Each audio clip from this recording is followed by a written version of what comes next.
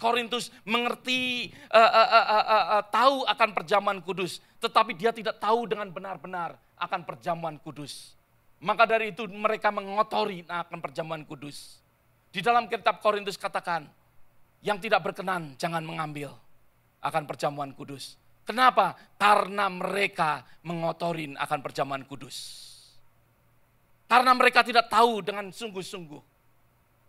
Mereka hanya menemukan tetapi tidak sungguh-sungguh memiliki keselamatan daripada Tuhan. Mereka masih hidup di dalam kompromi. Mereka menginginkan Tuhan, tetapi menginginkan akan perut mereka. Mereka menginginkan akan Tuhan, tapi menginginkan sesuatu kesukaan. Hidup di dalam kompromi. Hidup di dalam mendua hati.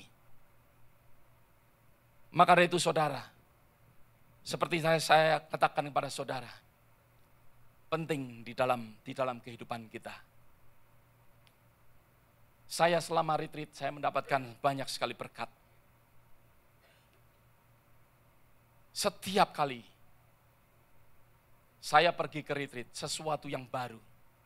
Saya suka sekali apa yang dikatakan oleh Pastor Denny. Mengingatkan kepada kita, di dalam kehidupan kita,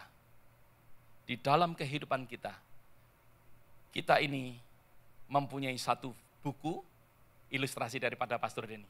Mempunyai satu buku dan satu video kita. Saudara ingat kan hal itu yang saudara ikut retreat?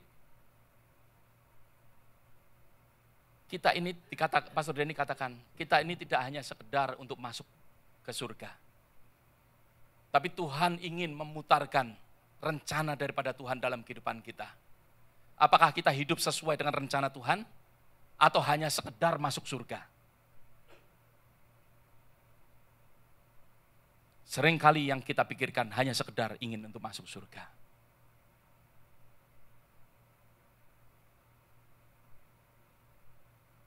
Yang saya ingin, yaitu masuk surga dengan melakukan semua akan rencana daripada Tuhan. Ada amin saudara. Semua rencana daripada Tuhan terjadi dalam kehidupan kita. Maka itu pada saat dikatakan oleh Pastor Denny, pada saat nanti Tuhan mungkin menunjukkan, oh ini loh rencana daripada Tuhan. Seperti memutarkan suatu video untuk kita.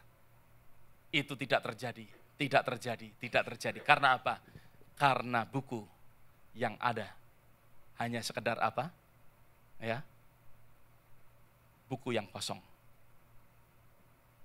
Yang mana rencana Tuhan tidak terjadi dalam kehidupan kita. Karena yang terjadi hanya apa? Hanya selamat. Tuhan mempunyai rencana di dalam kehidupan kita. Bagaimana dengan harta yang Tuhan percayakan kepada kita? Bagaimana dengan harta yang Tuhan berikan untuk kehidupan kita? Jangan hanya sekedar kita menemukan, tapi milikilah. Miliki akan harta itu. Menjadi milik saudara. Berani untuk membayar harga. Meskipun harganya begitu besar. Tidak ada yang lebih besar daripada harta itu. Firman Tuhan mengatakan, menjual seluruh milik kita pun tidak akan membayar.